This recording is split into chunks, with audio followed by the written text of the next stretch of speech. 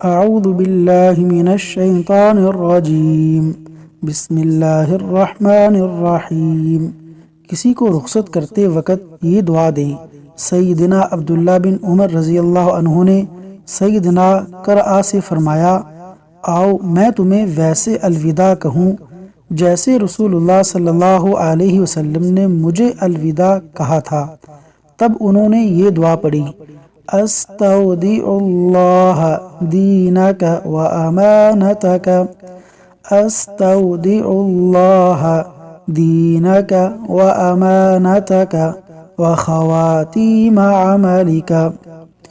ترجمہ، میں تیرے دین، تیری امانت اور تیرے عمل کے اختتام کو اللہ تبارک و تعالیٰ کے سپرد کرتا ہوں۔ سنن ابو داود حدیث نمبر 2600۔ اللہ تبارک و تعالیٰ عمل کرنے کی توفیق عطا فرمائے، آمین۔